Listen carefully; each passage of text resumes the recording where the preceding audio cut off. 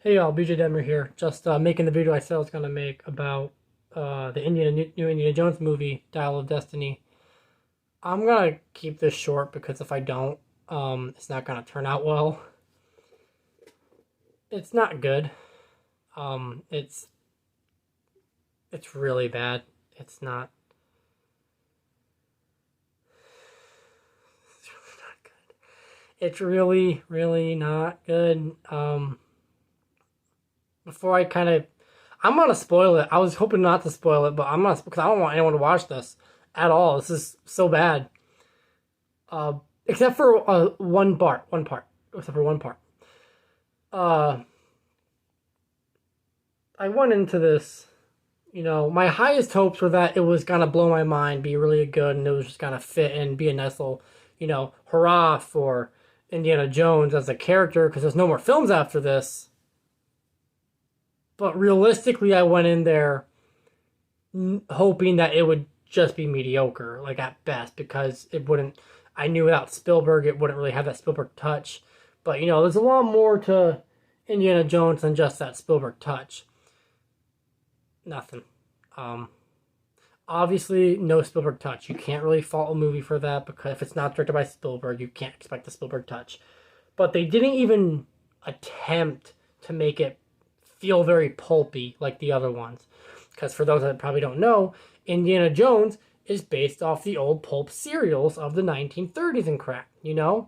So every Indiana Jones film, even Kingdom of the Crystal Skull, despite its issues, all felt very pulpy because that was the point of Indiana Jones. No pulp here. Absolutely no pulp. Just it felt like a bland treasure hunting story like the many others before. Like many others that are not Indiana Jones before. Like Jack Hunter or Alan Quartermain, not the old 60 films, the Asylum ones, or even Uncharted. It just felt like that. It felt like there was no real soul to them. And this is how it was here. No real soul. It didn't feel like Indiana Jones. Like it didn't give off the feeling of being Indiana Jones. It didn't aesthetically look like any of the other Indiana Jones films. Every Indiana Jones film, you watch it, and aesthetically, you're like, yeah, this is Indiana Jones. None of that. I hated one character. So I'll get to it in a minute, but there's two characters I really didn't like. One I didn't like simply because I don't think the character was handled well, and if the character was just different, would have been a fine addition, honestly. Especially because the person acting for that character tries their best a lot, really tries. Second one could have gone without. Literally, if they left that character out, it would not that it wouldn't have made a difference. It actually would have overall been better. I personally think it would have overall been better. So I guess might as well get into the story. The opening is actually really fun. I was really happy when I saw this opening. It was the only time we get to see young Indy, which is fine because you can't do a whole movie with like a de-aged Indy, which it would be nice, but you can't do that. There were times on the de-aging technology. There were times where I looked at it, I'm like, yeah, that's fake, but it was done really well overall. And though I can only tell it was fake by technicality, overall, like, I'm looking at it, I'm like, yo, yeah, this is young Indy. This is really fun, really interesting. I like this. The story was really fun. I liked it when he put his head over Mad Mikkelsen and just punched him. That wasn't really pulpy. Like, it didn't feel very pulpy, but, like, it was clear that he, like, James Mangold was trying his best to give off that pulpy feel with, like, the action and the fun, like, train run and stuff like that, and the car where it's all that fun stuff. Indiana Jones, like the reveal, it's all a bunch. It's so much fun. It was so much fun, and it got me really excited. I'm like, yeah, like sure, like it doesn't feel very pulpy. Sure, it doesn't have the Spielberg touch, but I think if the movie's like this the entire time, I can live through this. This would be perfect. I wouldn't mind this at all. And then it got to the 60s. 60, I think it takes place in 68 or 69. Either way, like by the time they land on the moon and stuff like that. and my cat running around. And we're introduced to old Indy, and you kind of, at least for me, I kind of got a bit of an odd impression, but I wasn't really holding anything against it because I'm like, oh, okay, well, they're trying to set up what's going on here. It's been like, I think, go almost a decade. Uh, it's been almost a decade since like King of the Crystal Skull, so it's like you're trying to like really figure out things here. Marion and him are separated. We don't know what happened to Mutt, or Henry. The third junior. We don't. Honestly, I wasn't sure what happened to Marcus Brody or anything, or why he was not like the assistant dean of, I can't remember the college name. But yeah, like I don't know what happened to everything there, and I wasn't. I was interested enough still interested enough to continue. Like okay, so they're gonna explain this, right? And they more or less do. They explain a good amount of it at least. They don't. I don't really figure out what happens to Marcus Brody or anything, unless I missed something. I don't know. I watched it all the way through, like trying to be as enthralled as I possibly could because it's Indiana Jones. I wrote a book for this stuff. Okay, like. I'm not like just a standard avid movie enjoyer. No, I'm an Indiana Jones fan. This is something I take passionately about. Enough to write a book about. So anyway, I'm going on, right? And the movie's going on and he's like doing the whole... I really like this scene actually, where he's, like doing the whole like presentation about, gosh, I can't remember. Romans... I know it was like the Romans and like it was Sicily, stuff like that. But like he was doing the whole presentation thing with the projector, and that was really nice seeing him. He's still like, especially it seems like like right there, like it seemed like Harrison Ford was having a lot of fun, playing just like that small moment of like, because you don't see that a lot for Indy, right? In the books, you get a good amount of it, in certain books anyway. But like in the movies, you don't get a whole lot of that. They're mainly just like setup parts. But like you can see Harrison Ford was really having fun with that stuff. It was so weird. And then we get, introduced to Phoebe Waller-Bridge's character, Helena. Helena, forgot that last name. Well, anyway, and I'm not going to lie, the introduction to Helena's character was fine enough. Like, honestly, it was not bad at all. Actually, it made me kind of interested because I'm like, oh, so this like, side character is going to be just like, interested in Indiana, like the same stuff at Indiana Jones. Like she's gonna be an avid like archaeology person, gotta know all this stuff. Her and Indiana Jones would, just be buddy. And for a time that's how it seems, right? She like finds them in this bar. They start talking about like this. Oh crap, I can't remember what it's called, but like Archimedes does that with that dial thing, the dial of destiny, basically. It's an actual artifact, as it turns out, I guess. I'll have to do some research on it. But they're talking about it. It's like, this is something like her father was like really big on. And we're actually introduced to her father in the first scene. Like, that's like who Indiana Jones is with. Is like on this whole like young during the World War II on the train. That's who he's with. Is this one guy, I guess a good friend of his. And, they're good friends enough to where he becomes, Helena's godfather. And that explains to that. I'm like, okay, that makes so much sense. They're going all about it. It's all really interesting. And then they ruin Helena. Like, I see so many people reviewing this movie, or even like a lot of the cynical people being like, oh, Helena's like just this woke shit. No, it's not woke. She's not being this... I don't think it was with the intent to be this woke character at all. But there was so much promise with Helena as a character, and they squandered it all in just seconds. It was clear they were trying to make her an Indiana Jones character, like from Temple of Doom. How Indiana Jones was like, had short round, was like, fortune and glory, kid, fortune and glory. And it's like, yeah. Like, that's what they were trying to do with her. And it wasn't... But it was so much worse. It was so much worse. Because it's like... She steals the second half of this dial, right, from Indy, right, which was owned originally by her father. And then she goes and tries to sell it. Like, if I even like when Indiana Jones was in the Temple of Doom, like in the Temple of Doom movie where he was like all fortune and glory, I don't think he would take something so precious to his father and sell it. I could be wrong about that. But I don't think that he would do that. That doesn't sound like Indy at any point in his life would to go and take a very precious, valuable thing of his parent and then try to sell it. She just does that without a care, without a whim. Like, not even a second thought. That was her intention the entire time. It's like she didn't care about anything that her father was actually interested in, even though he was dead at that point. She just wanted to make some money. And it's like, wow. That's fucking low. Oh crap, I'm already demonetized now because I said the F word, but that's so low. That's so bad. That's so terrible.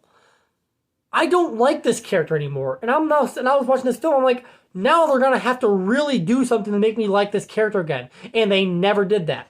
Sure, they tried to change her character and make her realize, oh my gosh, the archaeology is actually so much more important than just than just like making money off of it. But overall, I didn't care. No matter the impression she left was so bad in my mouth that I just couldn't care anymore. I don't think I ever could have.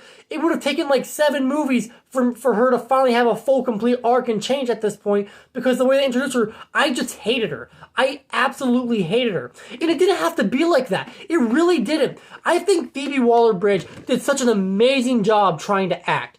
And I just think she was crapped on by like whoever wrote Helena's character. She was just crapped on having to play such a terrible character.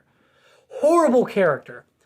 And I feel bad because I feel like Helena could have been such an interesting character. It could have been what Mutt Williams should have been. Right? Like, that's what it could have really been. She could have really been something. And they messed it up. They just made her almost completely unlikable. And I didn't like her. And sure, they tried to, have her have this character arc, but I just didn't like her.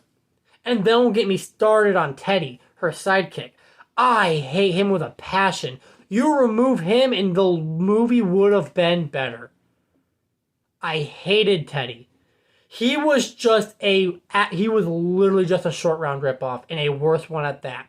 People say Short Round was annoying. He was worse, in my opinion. So much worse. I hated him. And I only hated him so much because, 1, his character felt unnecessary, and 2, it was so clear they were just trying to make him another Short Round. It was so clear that's what they were trying to do. And it hurts that they're like trying to like blatantly rip, like, this is an Indiana Jones film. You don't have to rip off Indiana Jones. You don't have to do that. It's just Indiana Jones. Make an Indiana Jones film. Gosh. And the most interesting characters, unfortunately, the most interesting characters were the villains, and they were killed off like wusses. They were killed off so poorly, handled so poorly. Like, Matt Mikkelsen did a good job. I mean, he wasn't portrayed all that much, but he did a good job. And I can't remember who played the henchman with the mustache. I liked him a lot. And that big dude, I was so excited when I saw that big, massive dude, right? I thought that was going to be the strongman of the Indiana Jones film, right? You know what I'm saying? The strongman, the one that he has to fight. Like, Indiana Jones has to fight and overcome despite the over-amounting odds. Like the mechanic in Raiders of the Lost Ark, or I can't remember his name, but the dude that gets crushed by the boulder, like the roller, the rock cruncher, that dude, or like I guess you can kind of say the I think he's a general in Lost Crusade, or that Soviet guy, that Soviet colonel in the Kingdom of the Crystal Skull, the strong man, I guess you call him, the big dude he has to like fight despite not being as strong as this man, having to use like every technique against him. Nope, Teddy kills him actually, locks him up like part in the movie where they have like the strong man has like Teddy like handcuffed to him. He's just like, oh yeah, steals the key and unlocks it and locks this guy up into underwater and I get it. Indy, like, so at this point, I get it. They play a lot with Indy's age, and that I think is fine because he's such an old character now that I think at this point it was a necessity that you have to like, yeah, the lifestyle he's doing, like the stuff he's doing, is a lot harder because he's now a very old man. But I still thought it would have been really good to just allow him to be Indiana Jones. That's one thing I really felt slapped in the face about all this film, is that Indy wasn't allowed to be Indy half the time. A lot of the times he was told facts about archaeology when it's like, my guy, this is Indiana Jones. He studied for almost his entire life. He should have like known this stuff. Like, don't get me wrong, I don't think like, Phoebe Waller-Bridge is the character Helena, constantly having to tell Indy these facts is a bad thing. But I don't think, but the way Indy reacted to them, not knowing some of these facts or crap like that, is like, no, that's not like I felt like he would have like been like, oh yes, I know this, and they had a discussion about this, about archaeology, because he finally met someone that shared his like interest in archaeology as much as he did. Like, that would have been so perfect to have Indiana Jones finally meet someone that knew as much as him, and they were able to go back and forth about these facts that they knew and that they already knew, but they're still telling each other because it's so interesting. That's what I would do. That's what I would love to see, is like a character like Helena who knows as much as, like, who knows so much like Indiana Jones, just like telling them these facts, and he'd be like, oh yeah, I know this, do you know this? She's like, oh yeah, I know this, do you know this? And they're going back and forth, like just telling each other facts. That would have been so fun. That would have been so interesting to just see on like someone so inept in archaeology finally meet someone, because there hasn't really been anyone else in the Indiana Jones franchise that knew as much as Indy. Indy was always like the man that knew the archaeology. Belloc, sure, Belloc was like his his counterpart, but like we didn't get to see that portrayed a whole lot. Or Henry Jones Sr. He wasn't big on archaeology, but he was big on that the Grail and that that night stuff, that stuff. But yeah, no, they just squandered that by just making Indy kind of feel almost seem clueless at times to facts that you would think he would know. But he doesn't know them, apparently. And then also, oh god, Harrison Ford, you can tell he put his all into playing Indiana Jones. Like, every part you saw him play, straight up, like he was just pouring his heart into that character. And it hurts me because he just didn't feel like Indiana. Like, he didn't feel like Indy. He didn't, like, and people can probably be like, oh, but he's old, so he can't. No, he doesn't feel like Indy. I mean, I get it. He is an old man now. He can't be doing half the crap he used to be doing. But you can still make him feel like Indiana Jones. He doesn't feel like Indiana Jones. He feels like a weathered old man. He doesn't feel like Indy anymore. And I get it, right?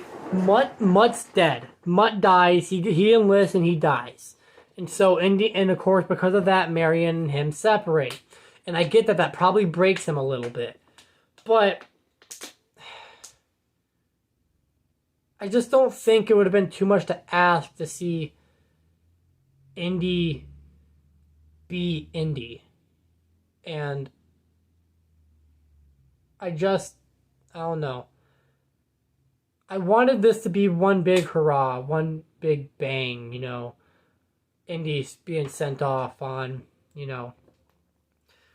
like one last adventure. But it's like they just tore his character down and never tried to build it up again. They threw so much hardship in him, with Mutt dying and then him and Marion separating, that it's like, oh, he's just now a withered old man and he's not the Indy we know and love. But it really didn't have to be that way. We could have just had Indy being Indy, And, what would have been great about Indy just trying to be Indy is that's the thing. He's an old man now, so he's trying to still be the man he once was, but now he's like old and has to live with that, especially because he put his body through so much stuff. Like there's this one part that I actually really liked when Helena was like, when they were climbing this wall, and Indiana Jones was taking a breather, and it's like because he's old and he's trying to, like because he's trying to be who like the Indy he once was, but he's old and he can't do what he used to do, and he's like, and then like Helena makes a snarky remark, and and he just kind of goes, you never had to do this. You never had to like be like you were never shot 9 times. You never had to drink the blood of Kali. You never had to do this. Like you don't understand. You're half my age and you haven't had to do half the crap I did. And it's like, yeah, that's what I wanted to see. And Indiana Jones, trying to be Indiana Jones despite his old age, and maybe he falters at times. That's the point. He's an old man. Like we're trying to see this man, this old man who did so much throughout his life, try to do that one more time. Just one more time. And we didn't get that. We didn't really get Indy out of Harrison Ford's acting, and it sucks because Harrison Ford did so much for this role, for this movie specifically. You can tell he did so much with this film, and I just didn't get Indy. That's not what I got. I just got a withered old broken man, and that's not what I wanted. That's not what Indiana Jones fans deserved, was a withered old broken man. You could have all this stuff happen to him, but to have him just not be Indy anymore, that hurts. Because it's like, this is supposed to be his last one. This is supposed to be the last one of all time. So, if you want to go out with a bang, you still have to have, despite being at old age, you still have to have Indiana Jones be Indiana Jones, and they didn't do that. And the way they killed off the main antagonists was just stupid. So, I realized I never did a spoiler warning throughout any of this. I maybe at the beginning I said I'm going to spoil this, but this is because I don't think you should go watch it. It's not worth it. It's just not worth it. If you're an Indiana Jones fan, you're in for such a big disappointment because this isn't Indiana Jones. When the way they kill off the main antagonist, right? They travel back in time. They get the degrees wrong. So they go back to 280 BC or something like that during like a certain war in Sicily and stuff like that. Where, I know I said his name earlier, but it's like the man that made the dial,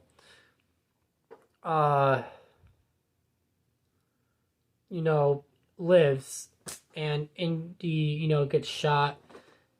Before all this, he gets shot, and he's like kind of, just trying. Well, they get there, the plane crashes, the people are they're kind of killed off screen. It wasn't really a fun set. Like, the deaths weren't satisfying, in my opinion. And,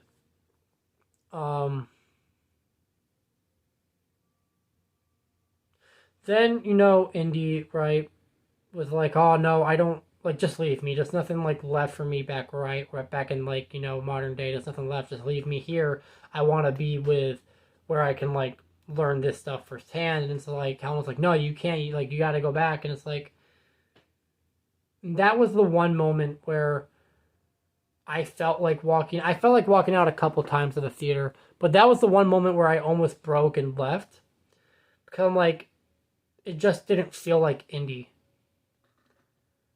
Like I said, throughout the entire film, I just didn't feel like we were getting Indiana Jones, and this part especially, it didn't feel like Indy, and it really hurt seeing that, where it was like Indy doesn't want to go back.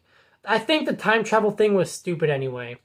The time travel should not have been a thing in Indiana Jones, but the time travel thing was stupid, and Indy not wanting to go back to the modern day just was like, but why? And Helena, of course, it's like, nope, you gotta go, knocks him out. He wakes up back in, the right time, where we get some more like indie fan service. We get to see Marion, we get to see Sala. But it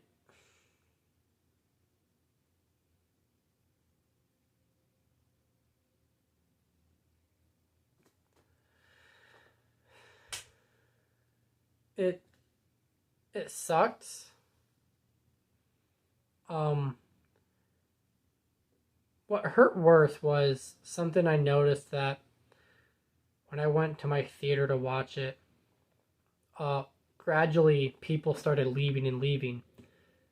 Some left right after the first part, with like after like Indiana, like after like the young Indy part, and we finally get into like the main meat of the story.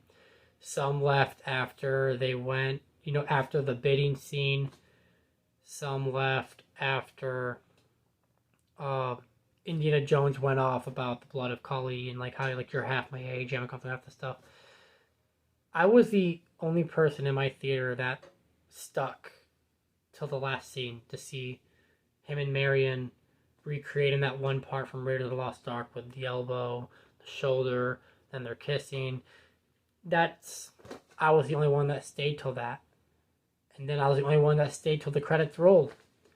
I was the only one that stayed when the lights went on. I was when the last part was happening, when I saw they were recreating the part from on the boat with from Raiders of the Lost Ark. And I looked around and I saw no one. I died a little, I'm not gonna lie. Because I went and watched Halloween Ends, and that one was so bad, but the people that went there didn't leave. The people that went and watched Halloween Ends didn't leave the theater. By the time that movie was done, the theater was still full as ever. By the time Indiana Jones and the Dial of Destiny ended, I was the only one there. And I was the only one, because I was the one that cared enough about this character to try and see it through. And I regretted it. I regret it so much. I wish I never went and saw this film, because it hurts knowing that this is how it ends for Indiana Jones films. And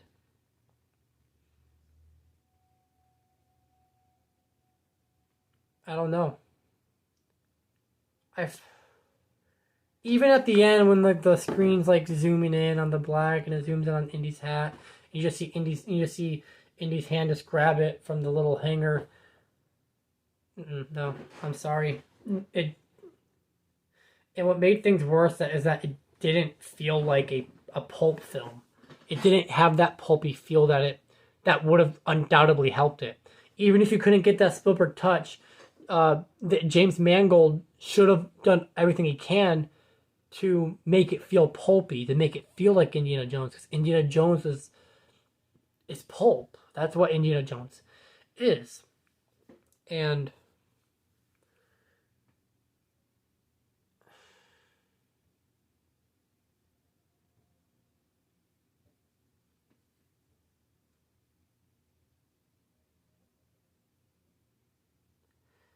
this has all been unscripted, and because I just, this is obviously like my first impressions of the film. Um, I thought about going back, you know, tomorrow, Saturday, and then going back Sunday to watch the film again. Watch a total of 3 times so I can get a more informed opinion. But I don't want to go back and watch it because, admittedly, after I left the theater, I cried. Like, that sounds weird, I know, but I genuinely cried because of how much it hurt seeing that film and just how much it ruined Indy as a character. Not the films. Like, believe me, there's always gonna be Raiders of the Lost Ark. There's always gonna be Temple of Doom. There's always gonna be Last Crusade. There's always gonna be Kingdom of the Crystal Skull. And I will watch those films forever and ever and ever. And I'm always gonna read the books. As I have all the books. I have all the books. I have them all. I'm not gonna grab them all, but I'm gonna grab as much as I can to show you that I do have as much as I possibly can to read on Indiana Jones. I like this character. I wrote a book to homage and show my love and appreciation for this character. Something that I thought impossible for a long time. And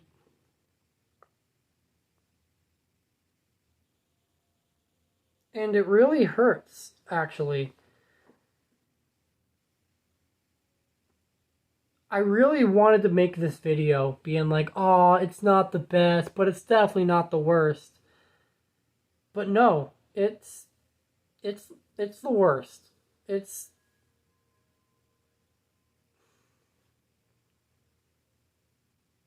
it really hurts.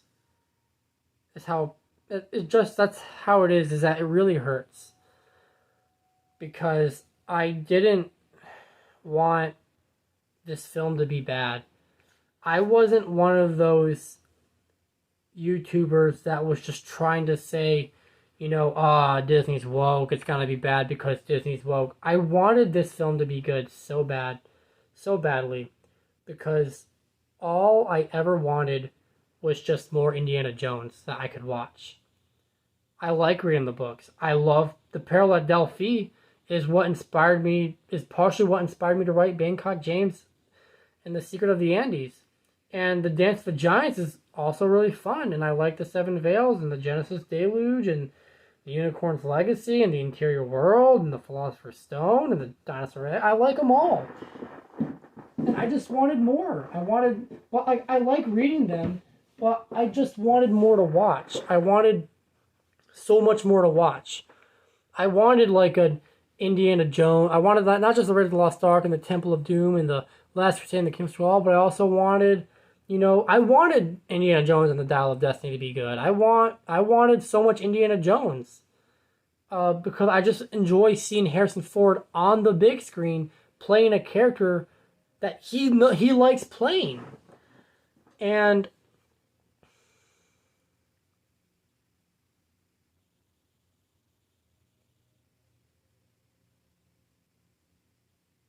it it really hurt seeing that film because I never once thought that you could sink so low as this film did. And I'm gonna go back to a bit of a minor gripe. One thing I will say that I didn't like is that because I didn't like Helena's character, I didn't like the fact that she felt more like a main character than Indy did. It felt like they really tried to push her as the center focus more than they tried to push Indy. And for an Indiana Jones film, that's not good. It should be Indy. Helena can have a massive part, and if she was a much better, well written character, I think it would have been amazing to have her be a big part. But she wasn't a likable character. I didn't like her. Uh, and the fact that she felt more like the main character than Indy is like,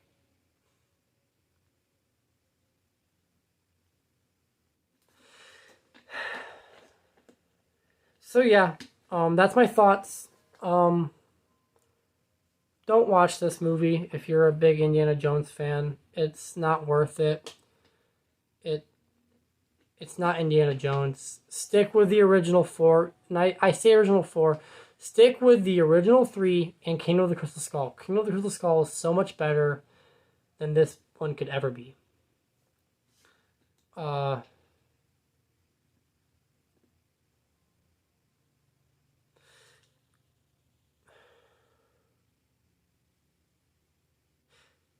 if you want more Indiana Jones, check out the books. I'll leave links to the books that I personally recommend out of all the. There's a lot of books. So I'm not gonna put them all down there, but I'm gonna I'm gonna put down some Indiana Jones books that I personally recommend. These books are really good, in my opinion, and they're just so much fun to read. These are more Indiana Jones for fans. The Dial of Destiny is not for anyone. I don't even know if I want to recommend my book in this because I just feel really I don't feel I'm not happy right now. If you want, check out my book. I'm not gonna leave a link. I have links everywhere, so check out my book. It's an homage to a character I love dear, to a character I grew up on, and to a character I grew to really love. Um, Feel free to check out the books I link below. They're great, amazing books. And yeah.